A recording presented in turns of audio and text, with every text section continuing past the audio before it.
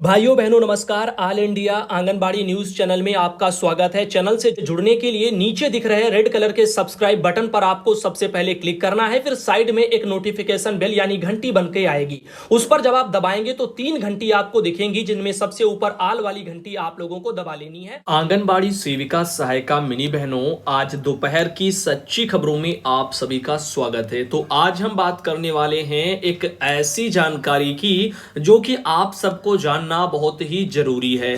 सही पोषण देश रोशन, वहां से ये प्रार्थना पत्र आप देख रहे हैं जो सेवा में श्री नरेंद्र मोदी जी माननीय यशस्वी जो प्रधानमंत्री हैं भारत सरकार, नई दिल्ली को एक ये प्रार्थना पत्र भेजा गया है। और इस प्रार्थना पत्र में क्या लिखा गया है वो सभी बहनों के लिए जानना जरूरी है। तो आइए देखते हैं इसमें क्या क्या लिख करके प्रधानमंत्री जी को भेजा गया है और यह मुद्दा आखिर क्या है। तो यह विषय में है कि राष्ट्रीय पोषण अभियान के अंतर्गत कार्यरत टेक्निकल टीम जो ब्लॉक परियोजना सहायक और जो है एनएनएम आईसीडीएस को हटा करके बेरोजगारी के रास्ते पर खड़ा करने के संबंध में है। तो अभी आपकी समझ में विषय तो नहीं आया होगा, लेकिन अगर हम इसको विस्तार से आपको बताएंगे तो आपको जरूर कुछ ना कुछ समझ में आएगा और आप उसका आकलन कर पाएंगे। देखते हैं आखिर यह मुद्दा कितना गंभीर है जो कि यहां पर नरेंद्र मोदी जी को यह एक प्रार्थना पत्र भेजा गया है।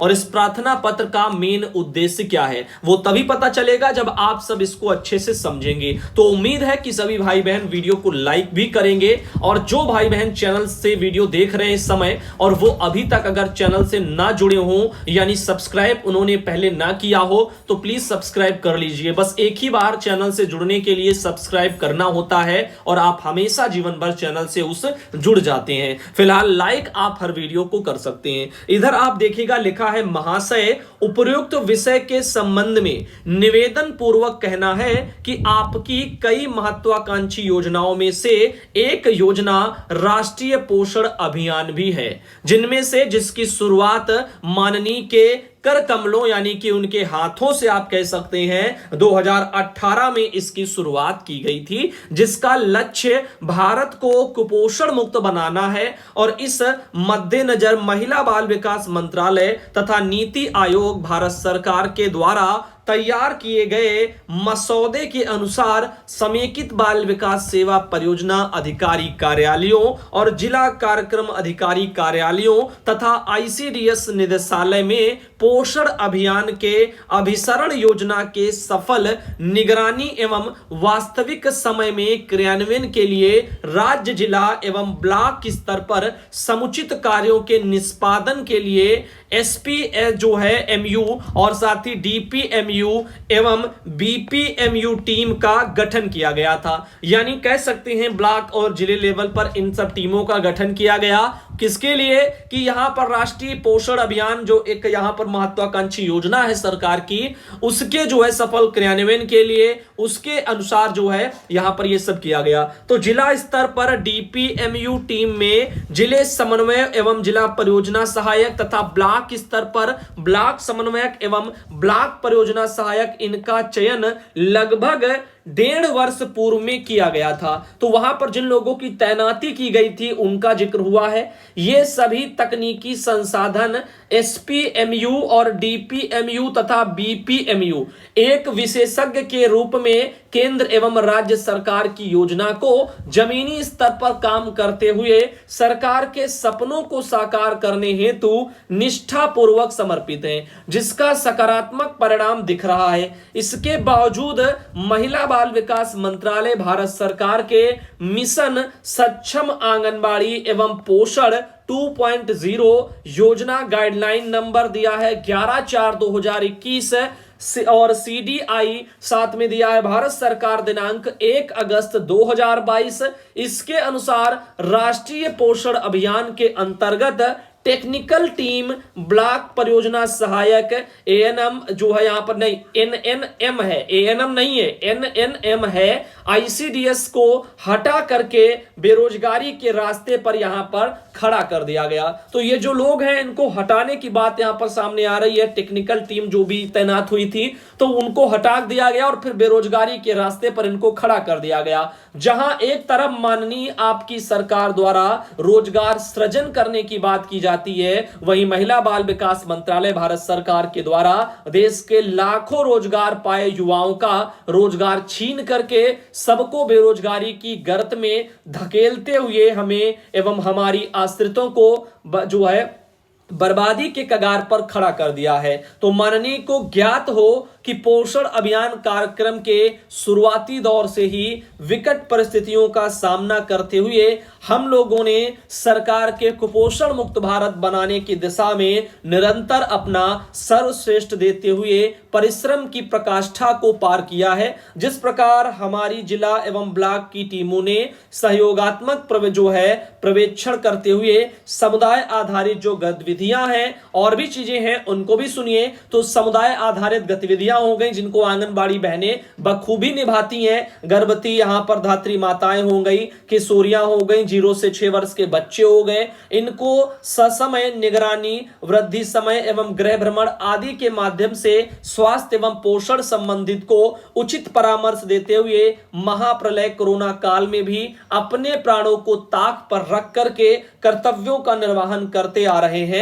इसके बावजूद भी हम सभी टेक्निकल सपोर्ट टीम का रोजगार सुरक्षित कर रखते हुए उनका मानदेय बढ़ाकर प्रोत्साहन देने के विपरीत रोजगार में कार्मिकों की कटौती कर दी गई है। तो माननीय प्रधानमंत्री जी, आप जहां कार्मिकों की दैनिक भत्ता बढ़ा रहे हैं, वहीं आपकी सरकार द्वारा पढ़े लिखे तकनीकी कुशल जो युवा हैं उनको संविदा, अनुबंध, आउटसोर्सिंग इन पर रख करके एवं उनका मानदेय कम करके रोजगार समाप्त करने का प्रयास किया जा रहा है, जो कि युवा वर्ग के साथ घोर अन्याय है।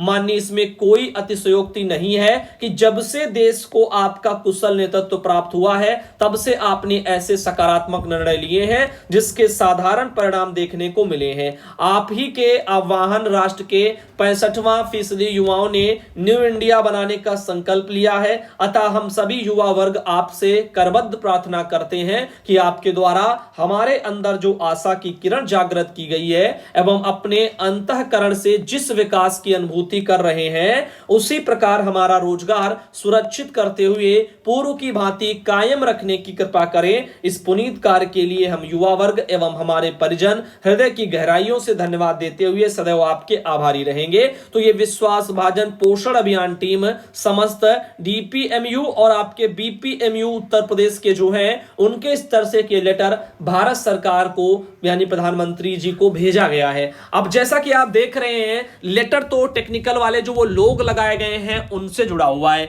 लेकिन अगर आप यहां पर देखें इनके मेन पॉइंट को जो कि इनके साथ हो रहा है और वो सबके साथ हो रहा है और वो हर एक विभाग में हो रहा है। जैसे कि माननीय प्रधानमंत्री जी जहां कार्मिकों के दैनिक भत्ता बढ़ा रहे हैं, वहीं आपकी सरकार द्वारा पढ़े लिखे तकनीकी कुशल युवाओं को संविदा, अनुबंध, आउटसोर्सिंग पर रख करके उनका मानदेय कम करके रोजगार समाप्त करने के प्रयास हो रहे हैं। यही लाइन सत्य है और ऐसा आप देख रहे हो हर केस में हो रहा है। उदाहरण स्वरूप आपने कई विभागों में चीजों को देखा है कि एक जो है स्थायी नौकरी ना देकर के गवर्नमेंट अस्थायी संविदा के तौर पर, आउटसोर्सिंग के तौर पर वहां पर भर लेती है और उसमें उनका मेहनताना भी कम देती है। इस तरह से यहां पर यह पूरा प्रोसेस चल रहा है। इसका मेन कारण है कि जो स्थायी नौकरियां हैं उनके पदों को भी गवर्नमेंट धीरे धीरे करके समाप्त कर रही है। तो अब नौकरी देने जैसा तो सरकारी और स्थायी नौकरियों का कोई आगे फ्यूचर दिखाई नहीं देता। अब ऐसे ही आप देख रहे हैं जो लोग लगे भी होते थे उनको भी सरकारें आकर के अपने सत्ता काल में उनको हटा दिया। जैसे कि आपने प्रेरकों को देखा था, प्रेरक लाखों की संख्या में थे यूपी में, उनको हटा दिया गया। उनकी मेहनत का पैसा भी साल 2-2 साल का भुगतान नहीं किया गया। ऐसे तमाम लोग हैं, होम गार्ड्स हैं, चौकीदार हैं, बहुत से लोगों को हटाया गया, एक आध नहीं है। तो आप इन चीजों को देखें, और गवर्नमेंट जब भर्तियां लाती है तो उसमें वो ठेकेदारी प्रथा को लागू कर देते हैं कि जितने समय के लिए करेंगे उतना देंगे, और इतना देंगे उतना देंगे। बस ऐसे करके जो बढ़िया से पद होते थे स्थायी, उनको खत्म कर दिया जाता है। अब इन्हीं चीजों को लेकर के उन्होंने बात आगे कही है, लेकिन इस पर वो संज्ञान कितना लेंगे ये आप सब जानते हो, क्योंकि ऐसे लेटर उनके पास बहुत जाते रहते हैं। लेकिन अब उम्मीद है शायद इस पर कुछ न कुछ वो सोचें। अब उनके लिए सोचेंगे तो बाकी का क्या होगा? तो समस्या यहीं पर खत्म नहीं होती। सरकार की जो नीतियां हैं, अगर उनमें कमियां हैं तो बदलाव उनमें होने चाहिए, ना कि किसी एक की समस्या का वहां पर बस समाधान हो जाए। ये मेन हल नहीं है। अब उनकी अगर सोच बदलेगी, नीतियां बदलेंगी, तो बाकी लोगों का भी जो है कुछ ना कुछ विकास भला हो पाएगा रोजगार मामलों में। अब रोजगार आप देख रहे हैं, सबसे कड़वा सत्य आप देख रहे हैं बाल विकास विभाग का। ये तो एक छोटा सा आईना है जो एक तबका सिर्फ अपने लिए ये प्रयास कर रहा है। वहीं बाल विकास विभाग में आप सब जानते हैं, जैसे कि 60,000, लगभग 50-60,000 की संख्या में आंगनबाड़ी कार्यकर्ता खाली हाथ घर बैठा दी गई कोरोना काल में। एक सबसे बड़ा दुख का बात उत्तर प्रदेश सरकार में ये चलता। दूसरा चलता है वहां पर जो भर्तियां निकलनी चाहिए थी कई वर्षों पहले, वो अभी तक जो है उन पदों को भरा नहीं जा सका है। भर्ती निकालने के बावजूद भी वो खटाई में पड़ी हैं। वही ईडब्ल्यूएस आरक्षण, अब देख रहे हैं ये कमियां क्यों छोड़ दी जाती हैं। जब प्रावधान है तो ऐसे चीजों को वो अपने शासनादेश में रख करके भर्ती से पहले क्यों नहीं लाते। अब उन्हीं मुद्दों को लेकर के आगे कोर्ट में मैटर चले जाते हैं और वो भी लटक जाती हैं। ऐसे आंगनबाड़ी बहनों का जो प्रमोशन था सुपरवाइजर पदों पर, वो भी 2017 से उत्तर प्रदेश में चल रहा है, और वो बस अभी चल ही रहा है, वो पूरा आज तक नहीं हो पाया। अब 17, 18, 19, 20, 21 और 22, 6 साल गुजर जाएंगे लेकिन प्रमोशन नहीं हो पाएगा। बताओ, एक चीज सरकार से 6-6 सालों में ये नहीं हो पा रही है। अब ये 6 साल का नुकसान कौन झेलेगा? जो 2017 में प्रमोशन के लायक था, अब ये 6-6 साल का उसका नुकसान हुआ कि नहीं हुआ? तब तक उसका रिटायरमेंट का सीमा आ जाएगा, तो अब फिर वो बाद में क्या करेगा? बहुत से लोग एज आउट ऑफ एज हो जाएंगे, तब क्या होगा? तो ये कहीं ना कहीं शोषण ही तो है कर्मचारियों का। जीवन भर उनसे काम लो, और जब उनके लिए कुछ मौका आए अच्छा होने का, तो उस पर जो है यहां पर ऐसे लापरवाहियों वाले कामों में उनको डाल दो और उनको कुछ जो है देना ही ना पड़े। अब ये हो गया। ऐसे ही जो है यहां पर अभी जो सुपरवाइजर की भर्ती देख रहे हो, या जो भी देख रहे हो, आंगनबाड़ी भर्ती देख रहे हो, वो भी न जाने कितने जो है सालों के बाद आई हैं। समय पर ये चीजें क्यों नहीं होती और समय पर इनको पूरा क्यों नहीं किया जाता? ऐसे मन में सबके सवाल उठते रहते हैं। तो आज का ये जो वीडियो था दोपहर का, इसका मुख्य उद्देश्य यही था कि आपको थोड़ा हटके आज बताया जाए। सुनीता बहन अयोध्या से आती हैं, उनके द्वारा एक लेटर भेजा गया था, बहन को भी धन्यवाद। और साथ ही साथ आप लोग समझ रहे हैं सरकारों की मंशा आने वाले समय में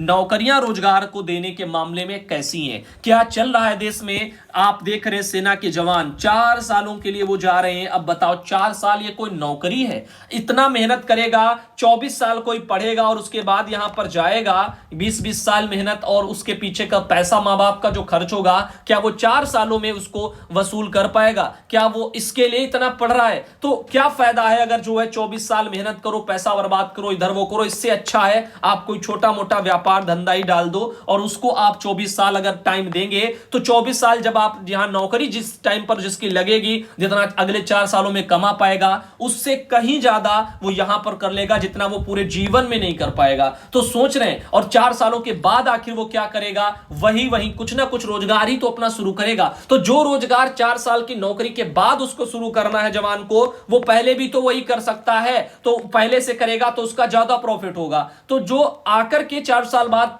रह जाना उनको जीरो लेवल पर ही है, तो फायदे ही क्या रहा उससे। ऐसे ही हर जगह आप लोगों को आने वाले वक्त में चीजें दिखाई देंगी अगर इन चीजों पर लोग बाग जनता संज्ञान नहीं लेती। क्योंकि यहां पर आप देख रहे हैं बातें चल रही है, बैंकों में आप देखिए कितना सब निजीकरण हो गया, सब जो भी है सब निजी हाथों में जा रहा है। सरकार अपना स्थायी रूप से तो कुछ देगा नहीं। अब जो चीजें निजी हाथ में चली जाएंगी, क्या वो किसी को जो है स्थायी नौकरी देंगी? बिल्कुल भी नहीं देंगी, क्योंकि निजी सेक्टर में जाना यानी वो अपनी मर्जी से काम लेंगे और उनको चाहिए गुणवत्ता। तो काम हुआ तो हुआ, हटा दिया, किसी और को लगा दिया, बस ऐसे चलता रहेगा। स्थायी नौकरियों के नाम पर आपको कुछ नहीं मिलेगा। तो ये एक कड़वा सत्य है जो कि अपने यहां चल रहा है, और इसी को काफी बाकी जनता भुगत रही है अलग अलग विभाग में, बस वो बटे हैं, अपने आप को पहचान नहीं पा रहे हैं। आने वाले समय में इसका आभास लग जाएगा। बिहार में आप देख रहे हैं शिक्षक, न जाने कितने शिक्षक हैं जो कि अस्थायी रूप से जो उनकी नियुक्तियां हैं, यानी स्थायी शिक्षक बिहार में बहुत कम है। अब ऐसे करके सब कुछ चल रहा है, ये ठेकेदारी प्रथा चल रही है,